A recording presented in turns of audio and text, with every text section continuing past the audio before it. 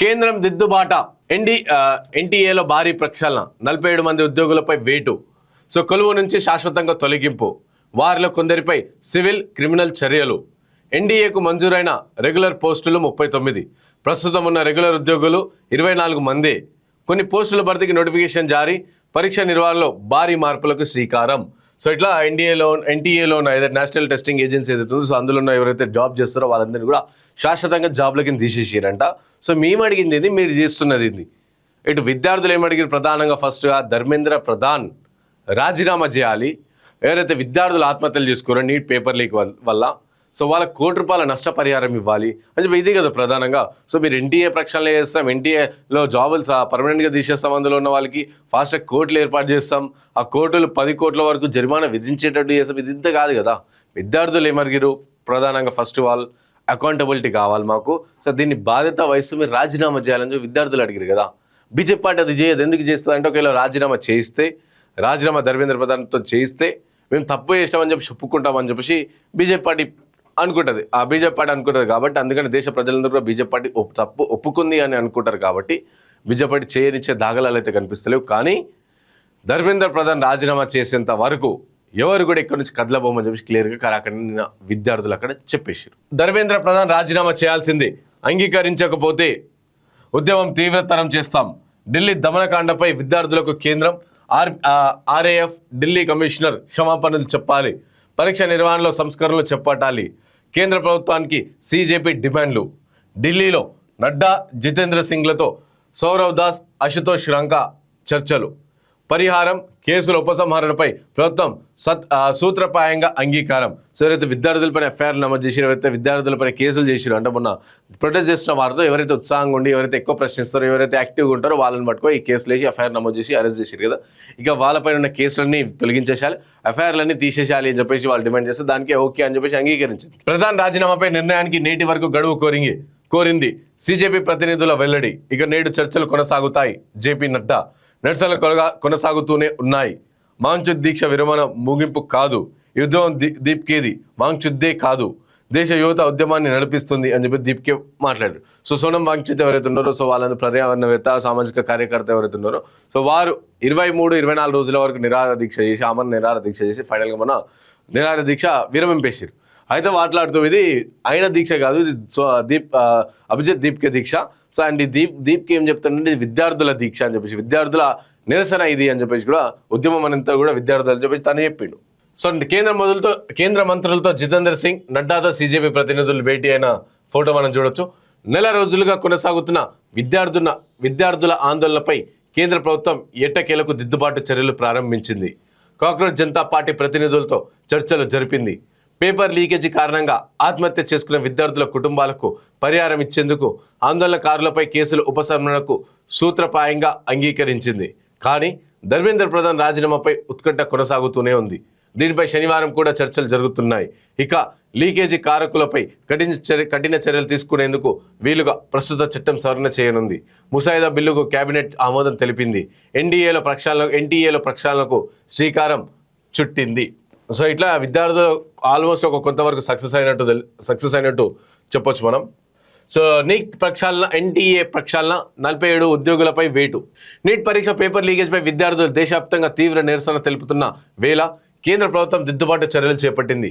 Neat, JEE సహా పలు జాతీయ స్థాయి పరీక్షలు నిర్వహించే స్వయం ప్రతిపత్తి సంస్థ నేషనల్ టెస్టింగ్ ఏజెన్సీ 47 మంది ఉద్యోగులను శాశ్వతంగా ఉద్యోగాల నుంచి తొలగిస్తున్నట్టు ప్రకటించింది. వారిలో కొందరిపై లీగల్ అండ్ క్రిమినల్ చర్యలు చేపట్టనున్నట్టు ఎన్డీఏ వర్గాలు శుక్రవారం తెలిపాయి. అయితే ఉద్యోగాల నుంచి ఎవరిని తొలగించారన్న వివరాలను బయట పెట్టలేదు. కేంద్ర విద్యాశాఖ కార్యదర్శి వినీత్ జోషిని పంచాయతీరాజ్ శాఖకు బదిలీ చేసిన మరుసటి రోజే ఎన్టీఏలో భారీ ప్రక్షాళన మొదలు కావడం విశేషం. ఎన్డీఏకు కేంద్ర ప్రభుత్వం 2017లో ఏర్పాటు చేసింది. ఇక నీట్, జేఈ, సియుఇటి వంటి జాతీయ స్థాయి పరీక్షల నిర్వహణ కోసం స్వయం ప్రతిపత్తి సంస్థ దీనిని ఏర్పాటు చేశారు. ఇక ఈ సంస్థ ప్రస్తుత పరిస్థితిపై కేంద్ర విద్యాశాఖ ఈ నెల 22న రాజ్యసభకు వివరణ ఇచ్చింది. సంస్థలో మంజూరైన శాశ్వత పోస్టులకు 39 కాగా ప్రస్తుతం 24 మంది రెగ్యులర్ ఉద్యోగులు మాత్రమే ఉన్నట్టు తెలిపింది. ఇక 74 మంది కాంట్రాక్టు, 124 మంది అవుట్సోర్సింగ్ ఉద్యోగులు ఉన్నట్టు వివరించింది. వీరిలో ఎవరిని ఉద్యోగాల నుంచి తొలగించిందో మాత్రం శుక్రవారం వెల్లడించలేదు. కాగా కొన్ని జనరల్ మేనేజర్ స్థాయి ప్రొఫెషనల్ పోస్టుల భర్తీకి ఎన్టీఏ తాజాగా నోటిఫికేషన్ జారీ చేసింది. యూపీఎస్సీ చెందిన ప్రతిభ సేతు పోర్టల్ ద్వారా 16 మంది నియమించుకోవాలని నిర్ణయించింది. సో ఇట్లా ప్రక్షాళన చేసింది. ఆల్మోస్ట్ అందులో 39 మంది శాశ్వత పోస్టులు ఎవరైతుందో వాళ్ళందరూ కూడా తీసేసింది. అండ్ 74 మంది కాంట్రాక్ట్ అండ్ 124 మెంబర్ అవుట్సోర్సింగ్ ఇట్లా వీళ్ళు ఇంతమంది ఉన్నారు. వాళ్ళందరూ కూడా ప్రక్షాళన చేసి వాళ్ళందరూ కూడా ఉద్యోగాలను శాశ్వతంగా బదిలీ చేసేసిందంట. కానీ ఎవరిని బదిలీ చేసింది, ఎంతమంది ఉద్యోగులు ఉన్నారు, వాళ్ళ పేర్లు కూడా బయట పెట్టాల్సిన అవసరం ఉంది. బికాస్ ఎవరికి కాంట్రాక్ట్ ఉద్యోగుల్ని తీసేసి, సో ఎందుకంటే వాళ్ళు ఎవరికి కూడా చెప్పుకోలేదు, ఎవరి వాళ్ళ వెనకాల ఎవరు ఉంటారు కాబట్టి, సో కాంట్రాక్ట్ వాళ్ళని తీసేసి కూడా మేము తీసేసామని చెప్పే అవకాశం ఉంది. కాబట్టి ఎవరిని తీసిరా, అసలైన కార్యకుల్ని తీసిరా, ఎవరిని తీసిరా అని చెప్పేసి కూడా చెప్పాల్సిన అవసరం ఉంది. సో 10 ఏళ్ళు 10 కోట్ల జరిమానా, ప్రశ్నాపత్రాల లీకేజ్ దోషులకు కఠిన శిక్షలు, ఫాస్ట్రాక్ కోర్టుల్లో 3 నెలల్లోపు విచారణ, ముసాయిదా బిల్లుకు కేంద్రం కేబినెట్ ఆమోదం.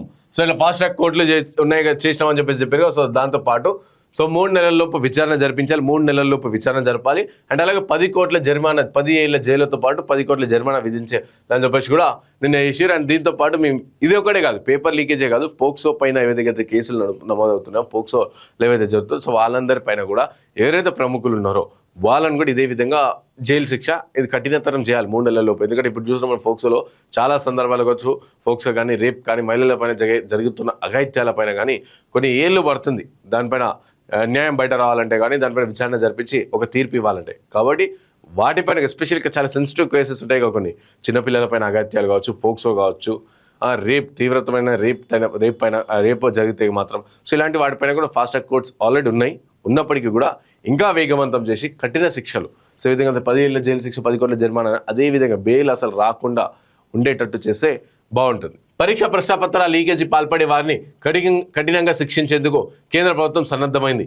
ఇందుకు సంబంధించి ప్రస్తుతం అమల్లో ఉన్న పబ్లిక్ పరీక్షలు అంటే అక్రమ పద్ధతుల నివారణ చట్టం 2024ను సవరించాలని నిర్ణయించింది. ఈ మేరకు శుక్రవారం ప్రధాని మోదీ అధ్యక్షతన జరిగిన కేబినెట్ సమావేశంలో ఆమోదం తెలిపినట్టు సంబంధిత వర్గాలు తెలిపాయి.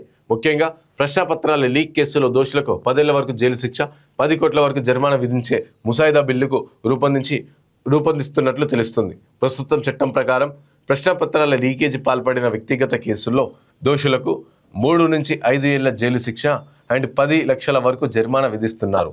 అదే వ్యవస్థీకృత నేరాల్లో అయితే 5 నుంచి 10 ఏళ్ల జైలు శిక్ష, 1 కోటి వరకు జరిమానా ఉంది. ఈ శిక్షలు, జరిమానాలను భారీగా పెంచుతూ చట్టాన్ని సవరిస్తున్నారు. ఇందుకు సంబంధించిన ప్రతిపాదనలపై కేబినెట్ భేటీ చర్చించారు. అనంతరం ఈ ముసాయిదా బిల్లుకు కేబినెట్ ఆమోదం ముద్ర వేసి ఇక పేపర్ లీక్పై విచారణకు ఫాస్ట్రాక్ కోర్టులను ఏర్పాటు చేస్తామని ప్రధాని మోదీ వెల్లడించిన సంగతి తెలిసిందే. ఇప్పటికే ఢిల్లీ హైకోర్టులో తొలి ఫాస్ట్రాక్ కోర్టు ఏర్పాటవుగా మరో 4 త్వరలోనే ఏర్పాటు చేయనున్నారు. ఈ న్యాయస్థానాల పరిధిలో లీకులకు సంబంధించిన కేసులు విచారణకు 3 నెలల్లో పూర్తి చేసి దోషులకు శిక్షలు విధించేలా బిల్లులో ప్రతిపాదనలు చేసినట్టు సమాచారం. సోమవారమే ఈ బిల్లుకు లోక్సభలో ప్రవేశపెట్టే అవకాశం కూడా ఉంది. సో ఇట్లా పెట్టిరో బాగుంది. అండ్ చాలా లేట్ అయింది, మీరు రియలైజ్ అయ్యి సో మీరు దీనిపైన ఒక విచారణ జరిపించడానికి కూడా చాలా లేట్ అయింది. ఇప్పటికైనా ఏం లేదు, కానీ నెక్స్ట్ టైం ఇలాంటివి కాకుండా చాలా కఠినతరం చేసుకుని, కానీ ధర్మేంద్ర ప్రధాన్ ఏదైతే రాజీనామా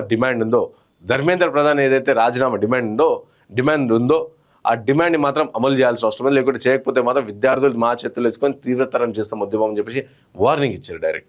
కాబట్టి చూద్దాం ఏం జరుగుతుందో. ఇంకా నిన్న మోదీ ఇంకో వీడియో కూడా రిలీజ్ చేశారు కదా, ఇన్స్టాలో యువతలతో మమేకం అవ్వండి, సోషల్ మీడియాలో మరింత సమర్థంగా కొనసాగాలని ప్రధాని మోదీ కేంద్ర మంత్రులకు సూచించారు. ముఖ్యంగా ఇన్స్టాగ్రామ్లో క్రియాశీలకంగా ఉండాలని అన్నారు. ఇన్స్టాగ్రామ్ని ఎంతమంది యాక్టివ్ వినియోగిస్తున్నారంటూ కేబినెట్ భేటీలో మోదీ మంత్రులను ప్రశ్నించినట్టు తెలుస్తుంది. ప్రతి మంత్రి ఇన్స్టాలో యాక్టివ్గా ఉండాలని, ప్రస్తుత కార్యక్రమాలను పోస్ట్ చేయడమే కాక యువతులతో మమేకమయ్యే సమాచారాన్ని కూడా పోస్ట్ చేయాలని సూచించినట్లు సమాచారం. అలాగే రీల్ చేయడంతో పాటు ఇతర వీడియోలు కూడా పోస్ట్ చేసి యువతకు మరింత చేరువ కావాలని మంత్రులు స్పష్టం చేసినట్టు తెలిపింది. ఇక యువత ఇన్స్టాగ్రామ్లో ఎక్కువ ఉంటుందని మోదీ సూచించారు. సో ఇట్లా నిన్న మోదీ మొన్న ఒక వీడియో రిలీజ్ చేసి దానికి గిన్నిస్ వరల్డ్ రికార్డ్ అయిందంటే అత్యంత వ్యూవర్షిప్ వచ్చిన వీడియోగా అని చెప్పేసి. అండ్ అలాగే నిన్న ఇంకోటి వీడియో, అంటే మొన్న చూసినాం మనం ఆల్మోస్ట్ ఇంత దగ్గర పెట్టుకొని క్లియర్గా 2 నిమిషాల వీడియోని కూడా టెలిప్రాంప్టర్ లేకుండా మాట్లాడలేకపోతున్నారు మోదీ అని చెప్పేసి ప్రతిపక్షాలు కావచ్చు చాలామంది విద్యార్థులు విమర్శలు చేశారు. అయితే నిన్న ఇక కొంచెం దూరం పెట్టి ఇంకో వీడియో, అది కూడా క్లియర్గా టెలిప్రాంప్టర్ అని అర్థమైపోయింది అందరికీ. సో ఇంకోటి అది కూడా వీడియో పెట్టి చేసిరు. సో చాలామంది దానిపైన చెప్తారు అది కూడా టెలిప్రాంప్టర్ అని చెప్పేసి అర్థమైపోయింది, లేక ఇది బట్టి కొట్టి చెప్పిరు అని చెప్పేసి కూడా చెప్తున్నారు విద్యార్థులు కావచ్చు, చాలామంది చెప్తారు. కాబట్టి ఏదేమైనప్పటికీ ఒక మంచి పరిణామమని చెప్పొచ్చు. సో నిన్న మోదీ మాట్లాడుతూ కౌంటర్ ఇచ్చి నిన్న అభిజిత్ దీప్కే, యువత రోడ్లపై ఉంటే మంత్రుల్ని ఇన్స్టాలో ఉండవని చెప్తారా? కేంద్ర విద్యాశాఖ మంత్రి ధర్మేంద్ర ప్రధాన్ రాజీనామా చేసేంత వరకు మా ఉద్యమం ఆగదు. ఆయన రాజీనామా చేయకుండా కేంద్ర ప్రభుత్వం ఎన్ని హామీలు ఇస్తామన్నా అంగీకరించబోం. వాంఛిత దీక్షలు విరమించడం ఉద్యమానికి ముగింపు కాదు. ఉద్యమం కేవలం ఒక అభిజిత్ దీప్కేదో లేదా సోనం వాంఛిత్దో కాదు. ఇప్పుడు ఇది దేశవ్యాప్తంగా ఉన్న యువత చేపట్టిన ఉద్యమంగా మారింది.